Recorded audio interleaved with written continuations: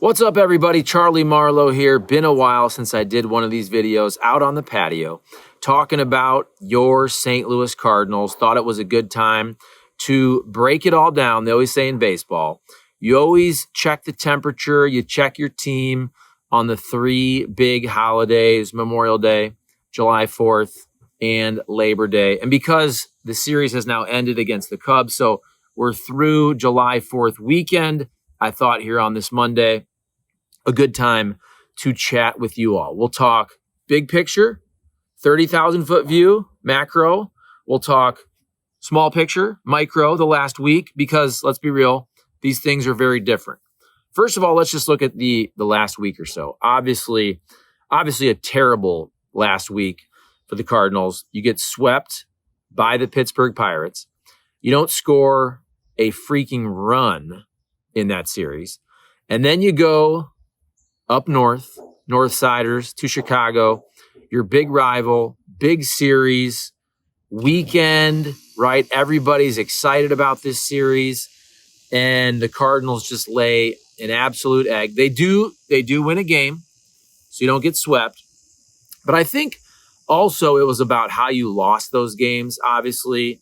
And man, on July 4th, I don't know if I've ever seen, I don't want to say ever. In recent time here, I can't remember a time where Cardinals Twitter was more fired up and pissed off than they were on July 4th at what was going down with Mikolas. And let's be real. After that game, when you see some of the history being made, look, the Cardinals and Cubs, how long have they been playing baseball? Right? 100 and whatever it is, 30, 50 years. I don't even know. 125 years, 130 years. I'll look that up. It's a long time. To set records like that, where Mikolas allows 6 bombs, first time that's ever happened for a Cardinals pitcher. Cubs hit 8 bombs in a game. First time they've ever done that. And again, we're talking about franchises that have been around for a long, long time.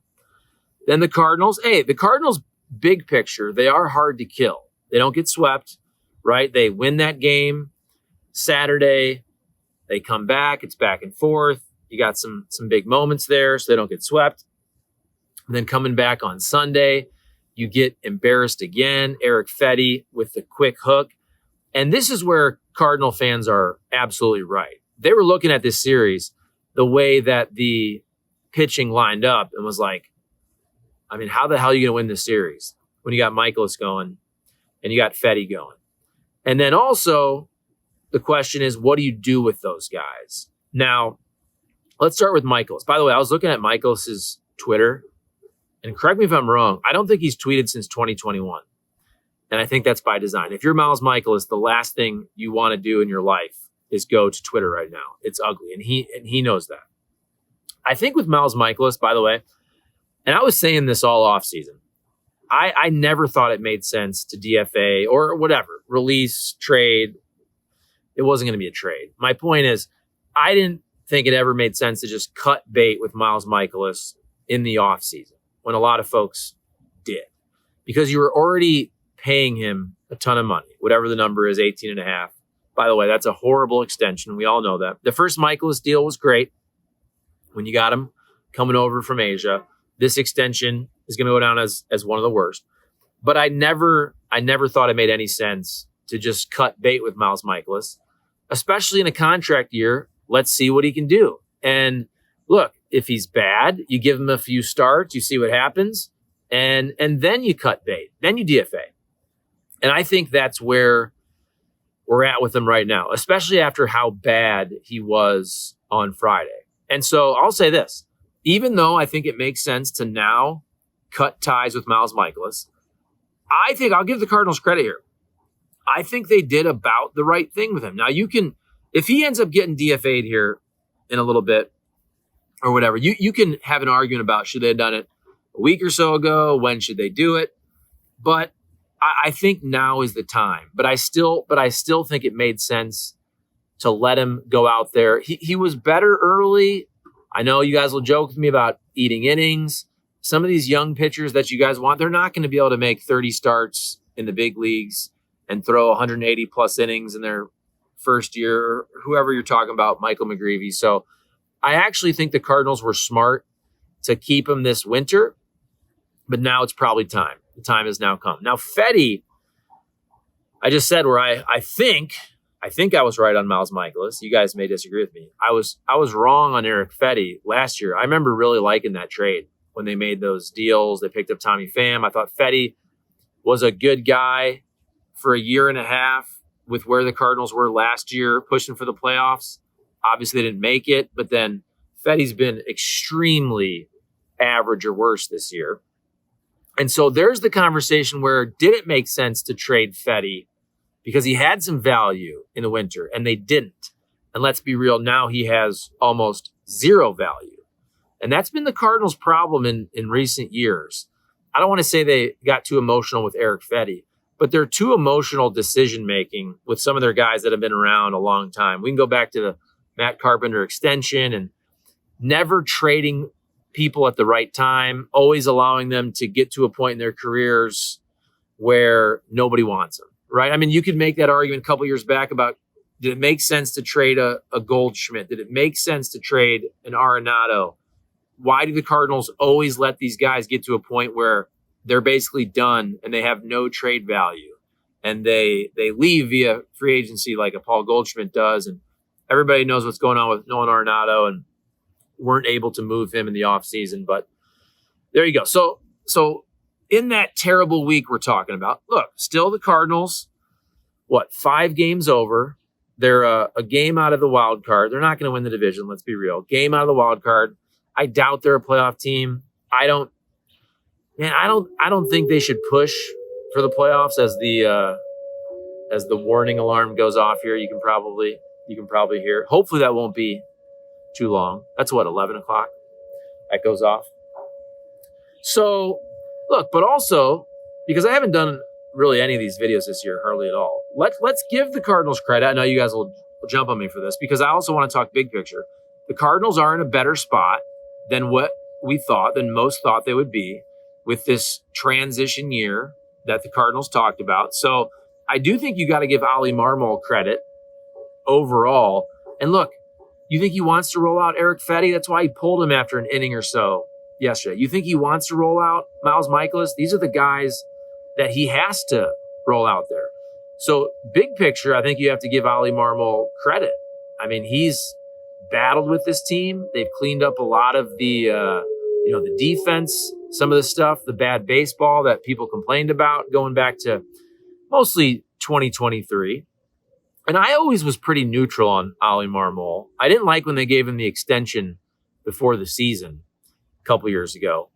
But I've always thought that of the problems with the Cardinals, it was always more front office, and you see what was going on down in the minors with drafting and developing, and they're trying to clean that up with Chaim Bloom. So I'm not saying that Oli Marmol was never an issue. That's not what I'm saying. He was never the number one issue. So I think, though, you should give him credit, big picture, for this year and also for where the Cardinals are through July 4th. But also you can make the argument they're kind of overachieving, right? They don't. I mean, if they were to squeak into the playoffs, they're not going to make any noise. Let's be honest about that. I still think it makes sense. Any of your short-term assets like a Helsley still makes sense, I think, this year to move him because you're not going to do anything special in 2025. To me, it was always about 2026 and beyond and Chaim Bloom taking over. And then you can make decisions about Oli, which I think now is probably not going to be a decision. I would think Ollie's going to stick around because, again, I give him credit for this year.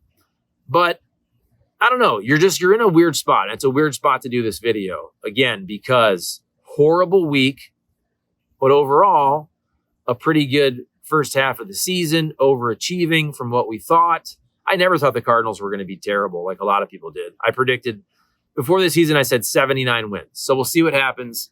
We'll see how they finish down the stretch.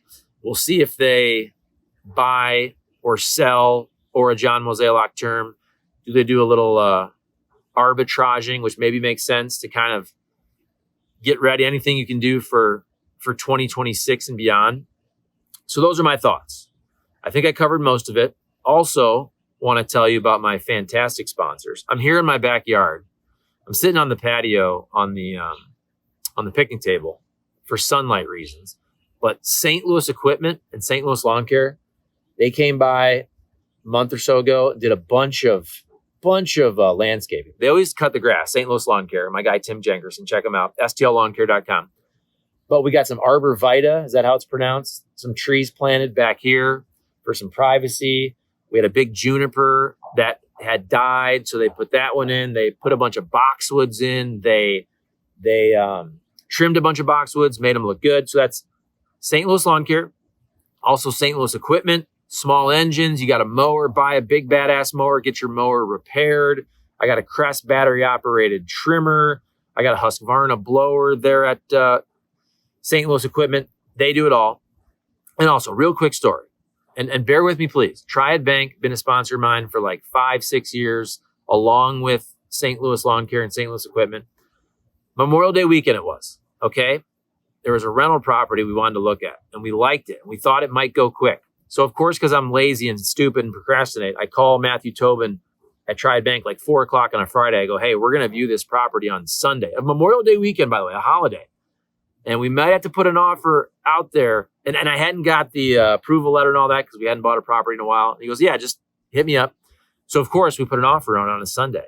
And the sellers, they want a approval letter within 24 hours. And again, it was my fault. I hadn't got this stuff going. So I have to text Matthew Tobin on a holiday weekend. And he answers my text. He gets it all done. He takes care of it. And I hate doing that, by the way. I hate bothering people. But we had to do that to get this property is what I'm saying. And Matthew Tobin and Triad Bank came through for me like they always have. I think it's like our 6th commercial loan we've done with Triad Bank. I think we have 3 right now, including a line of credit. So what I'm saying is it's the customer service relationship-based banking that you'll get at Triad Bank. You won't get that anywhere else, where even though I hated it, I texted him on a holiday weekend. He took care of it. And I hate doing that, but that's what they do for their customers to get the job done. And I'll never go anywhere else besides Triad Bank. They have retail banking. I go to the Frontenac location. They have Creve Coeur as well. But best thing I ever did for a rental property business was going to Triad Bank and switching all my commercial loans to from a big national bank that straight up did not care about me, I'm telling you, to a local relationship-based bank in Triad Bank and my guy, Matthew Tobin. I can't give them more of a ringing endorsement for what they've done for our rental property business. So there you go.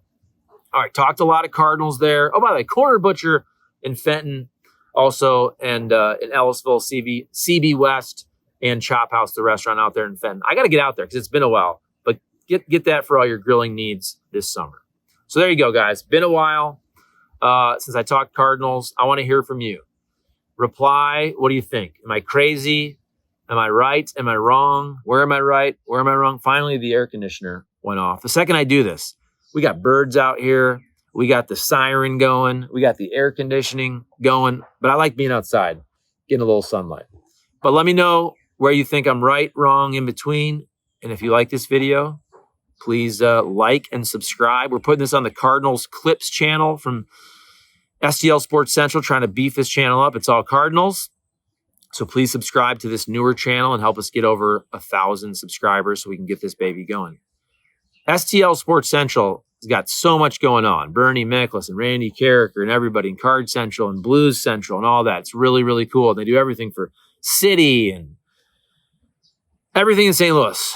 Can't beat it. All right. There you go. Thanks for watching. Hopefully I'll do some more of these. I know it's been a while. Been all about NASCAR and the Kenny Wallace YouTube channel. We just crossed 50 million views in 3.5 years. But I'm going to try to get back on the Cardinals and the Blues and whatnot more. So hopefully everybody had a great 4th of July weekend, and we'll see you later. Peace out.